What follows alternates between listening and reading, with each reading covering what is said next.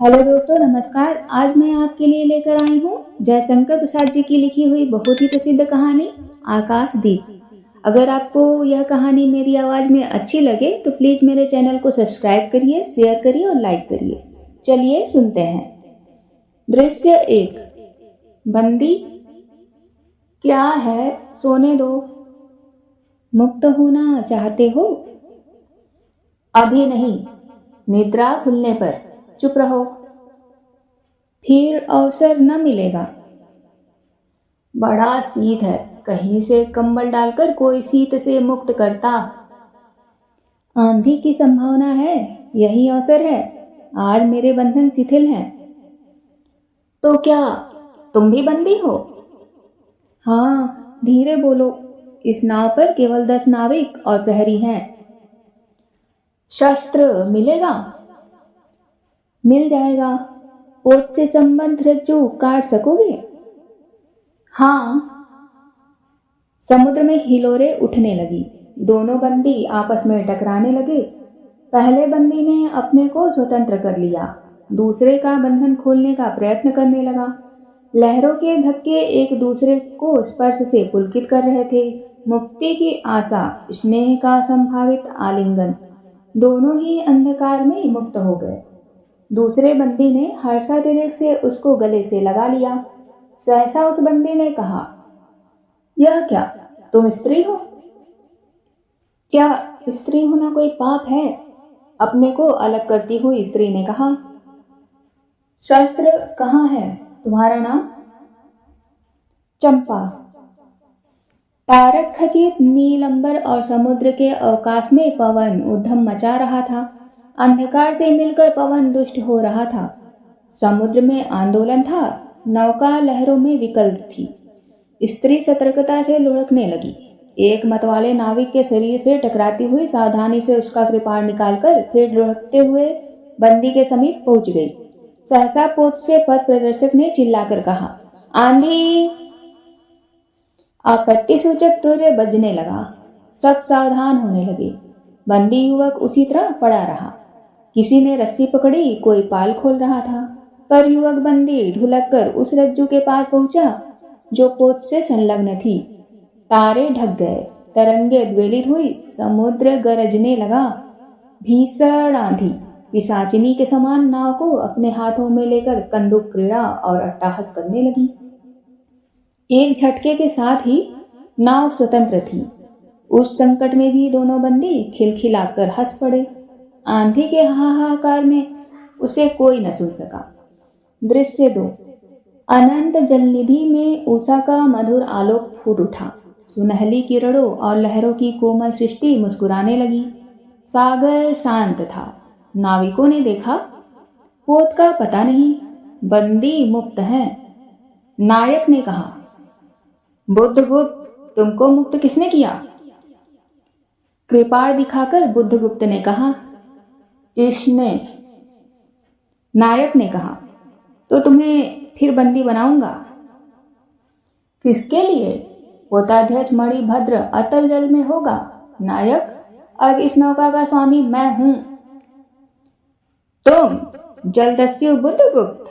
कदापि नहीं, चौंककर नायक ने कहा और अपना कृपाण टटोलने लगा। चंपा ने इसके पहले उस पर अधिकार कर लिया था। वह क्रोध से उछल पड़ा। तो तुम द्वंद्व युद्ध के लिए प्रस्तुत हो जाओ। जो विजयी होगा वह स्वामी होगा। इतना कहकर बुद्धगुप्त ने कृपाण देने का संकेत किया। चंपा ने कृपाण नायक के हाथ में दे दिया। भीषण घात प्रतिघात आरंभ हुआ। दोनों कुशल, दोनों त्वरित गति वाले थे। बड़ी निपुणता से बुद्धगुप्त ने अपना कृपाण दांतों से पकड़कर अपने दोनों हाथ स्वतंत्र कर लिए। चंपा भय और विस्मय से देखने लगी। नाविक प्रसन्न हो गए, परंतु बुद्धगुप्त ने लाघव से नायक का कृपाण वाला हाथ पकड़ लिया और विकट हुंकार से दूसरा हाथ कटी में डाल उसे गिरा दिया। दूसरे ही क्षण प्रभात की किरणों में बुद्धगुप्त का विजयी कृपाण हाथों में चमक उठा।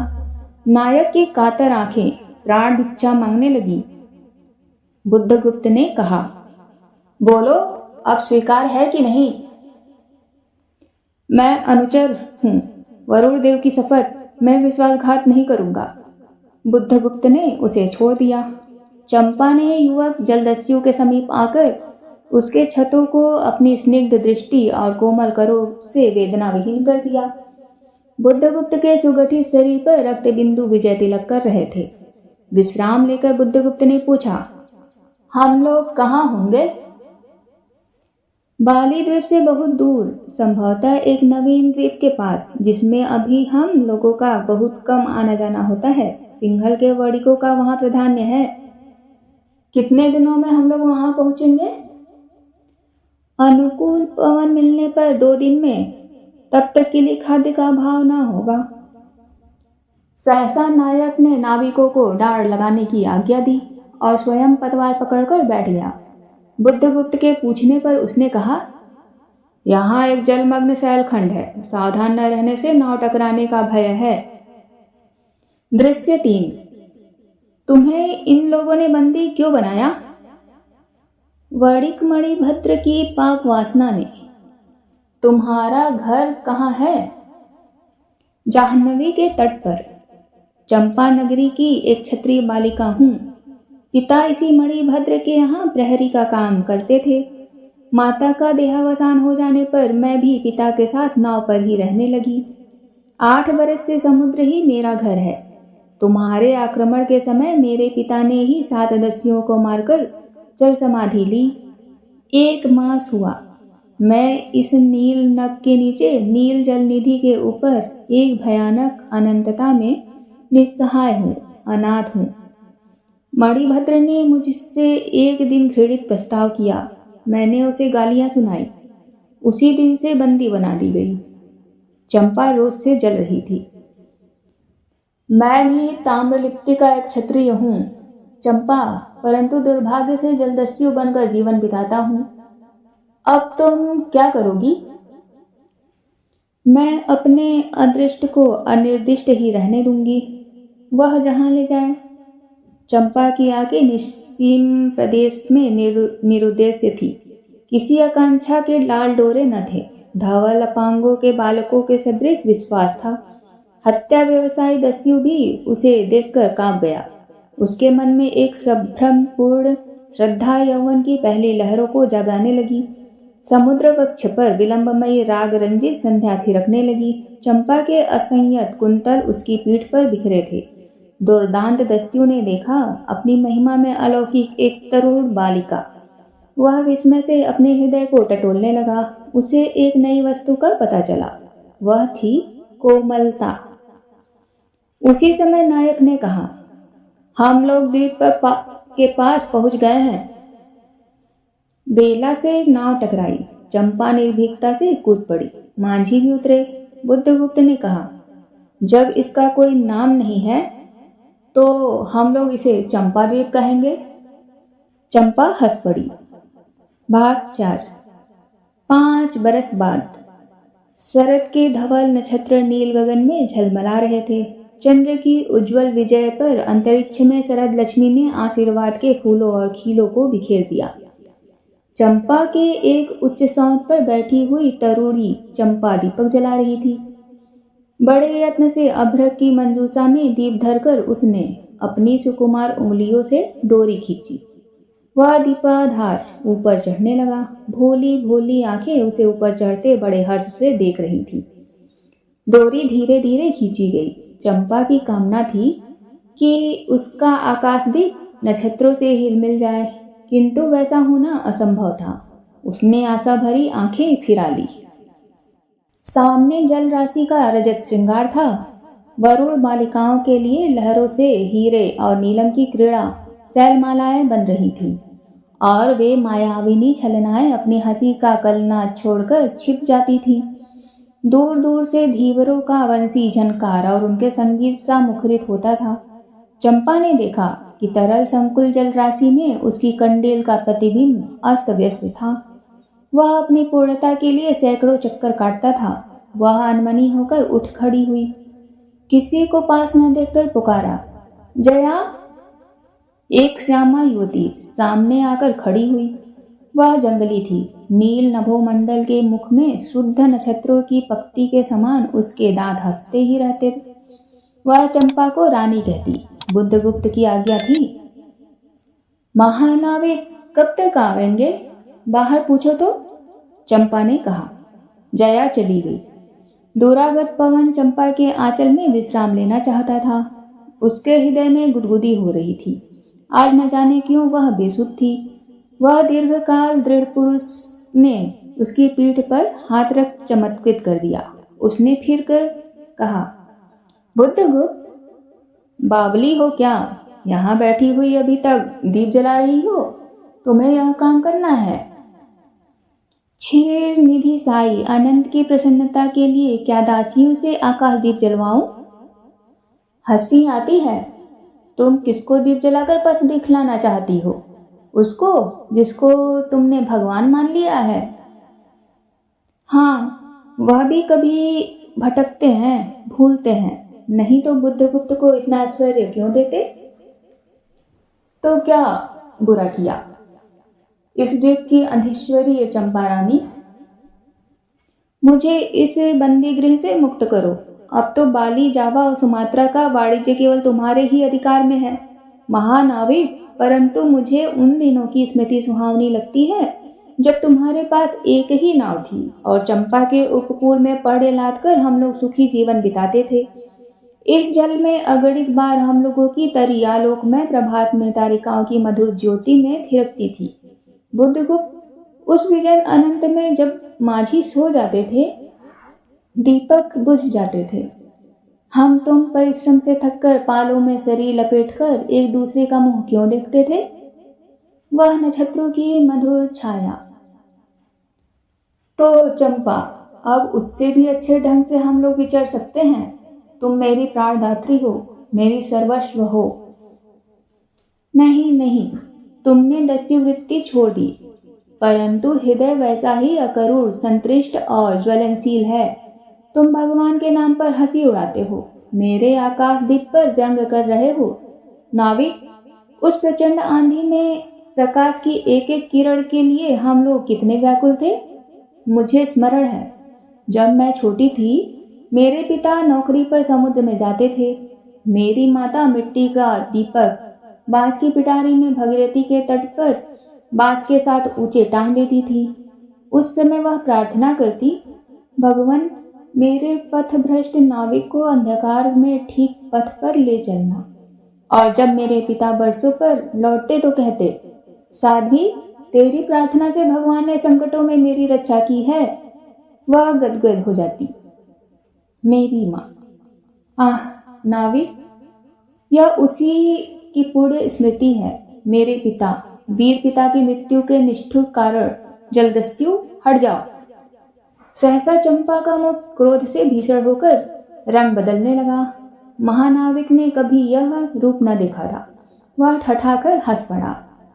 यह क्या चंपा, तुम अस्वस्थ हो जाओगी, सो रहो।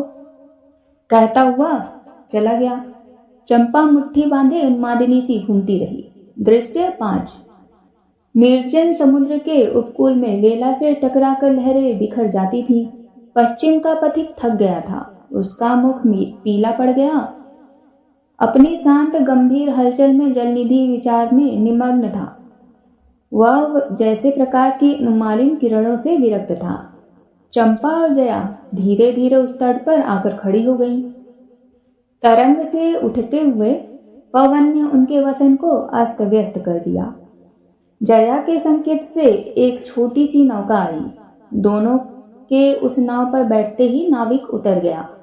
जया नाव खेने लगी। चंपा मुग्ध सी समुद्र के उदास वातावरण में अपने को मिश्रित कर देना चाहती थी। इतना जल, इतनी शीतलता, हृदय की प्यास न बुझी। पी सकूंगी? नहीं। तो जैसे बेला में चोट खाकर सिंधु चिल्ला उठता है, उसी के समान रोदन रोऊं, या जलते हुए स्वर्ण गोलक सदृश अनंत जल में डूबकर बुझ जाऊं। चंपा देखते देखते पीड़ा और ज्वलन से आरक्त बिंब धीरे धीरे सिंधु में चौथाई आधा, फिर संपूर्ण विलीन हो गया। एक दीर्घ निश्वास लेकर चंपा ने मुंह फेर लिया। देखा तो महानाविक का बजरा उसके पास है। बुद्धगुप्त ने झुककर हाथ बढ़ाया। चंपा उसके सहारे बजरे पर चढ़ गई। दोनों पास पास बैठ गए। इतनी छोटी नाव पर इधर घूमना ठीक नहीं, पास ही वह जलमग्न शैलखंड है, कहीं नाव टकरा जाती या ऊपर चढ़ जाती चंपा तो अच्छा होता। बुद्धगुप्त, जल में बंदी हूं ना, कठोर प्राचीर से तो अच्छा है।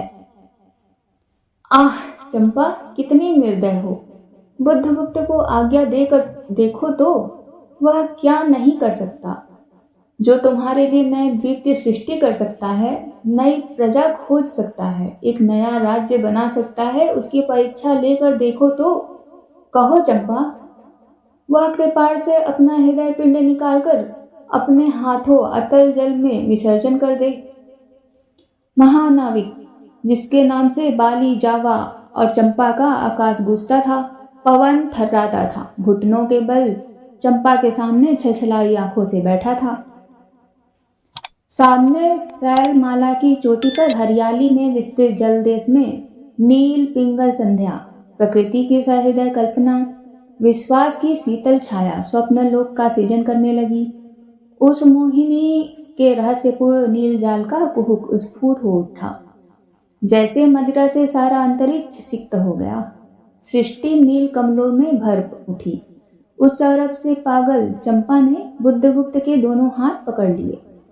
वहां एक आलिंगन हुआ, जैसे क्षितिज में आकाश और सिंधु का, किंतु परिरंभ में सहसा चैतन्य होकर चंपा ने अपनी कंचुकी से कृपाण निकाल लिया। बुद्धगुप्त, आज मैं अपना प्रतिशोध का कृपाण अतल जल में डुबो देना चाहती हूँ।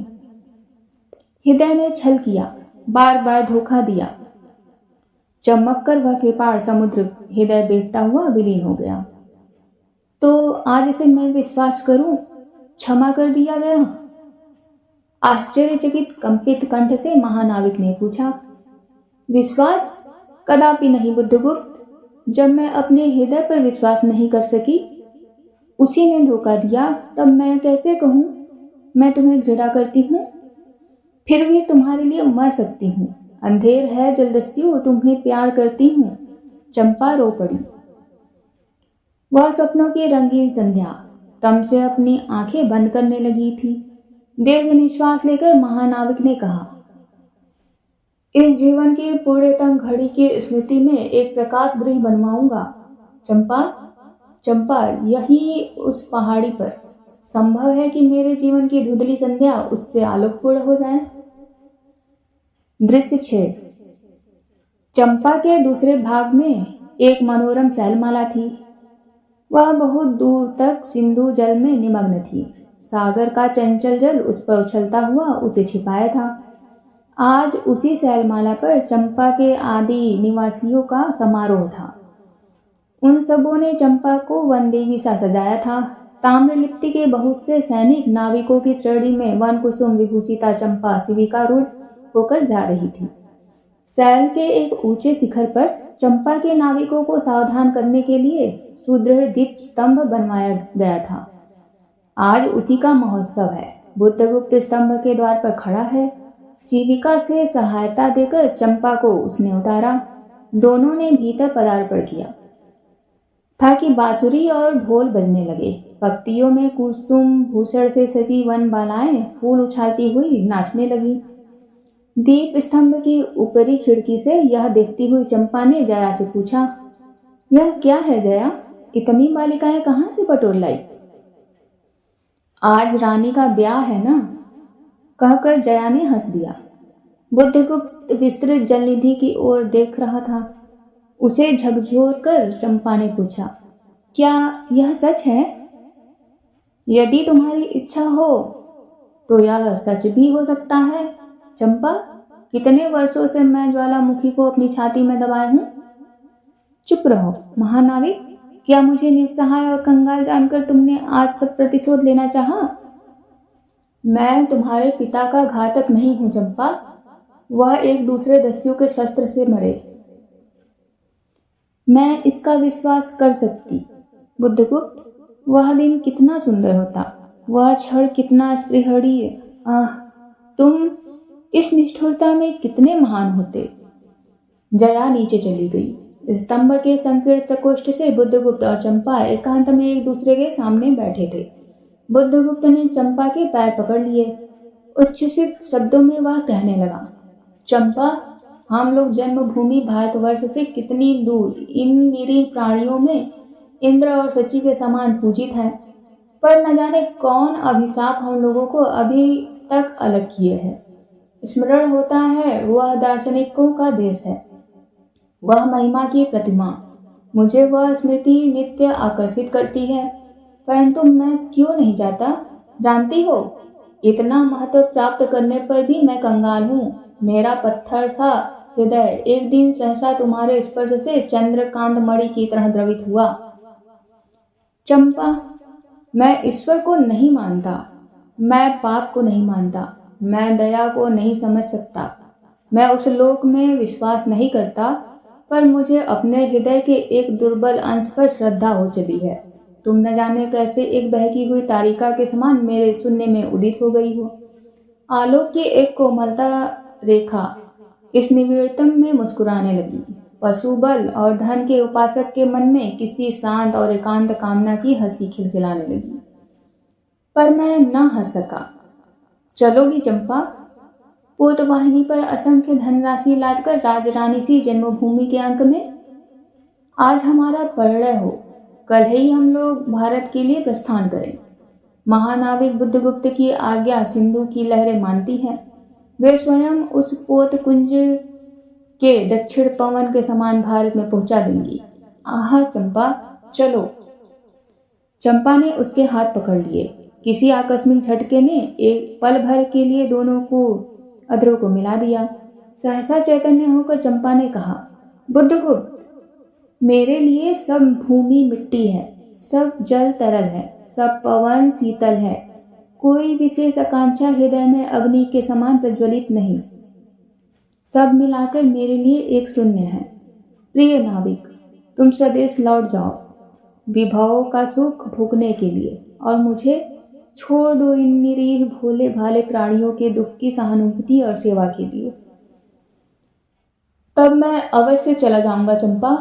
यहाँ रहकर मैं अपने हृदय पर अधिकार रख सकूं, इसमें संदेह है। आह, उन लहरों में मेरा विनाश हो जाए। महानाविक के श्वास में विकलता थी। फिर उसने पूछा, तुम अकेली यहाँ क्या करोगी? पहले विचार था कि कभी कभी इस दीप स्तंभ पर से आलोक जलाकर अपने पिता की समाधि का इस जल से अन्वेषण करूंगी, किंतु देखती हूँ मुझे भी इसी में जलना होगा, जैसे आकाशदीप। दृश्य 7। एक दिन स्वर्ण रहस्य के प्रभात में चंपा ने अपने दीप स्तंभ पर देखा। सामुद्रिक नावों की एक श्रेणी चंपा का उपकूल छोड़कर पश्चिम उत्तर की ओर महाजल व्याल के समान संतरण कर रही है। उसकी आंखों से आंसू बहने लगे। यह कितनी ही शताब्दियों पहले की कथा है। चंपा आजीवन उस दीप स्तंभ में आलोक जलाती रही, किंतु उसके बाद भी बहुत दिन दीप निवासी उस माया ममता और स्नेह सेवा की देवी की समाधि सदृश पूजा करते थे। एक दिन काल के कठोर हाथों ने उसे भी अपनी चंचलता से गिरा दिया। सुनने के लिए बहुत बहुत धन्यवाद। अगर आपको यह कहानी अच्छी लगे तो प्लीज़ मेरे चैनल को सब्सक्राइब करिए। धन्यवाद।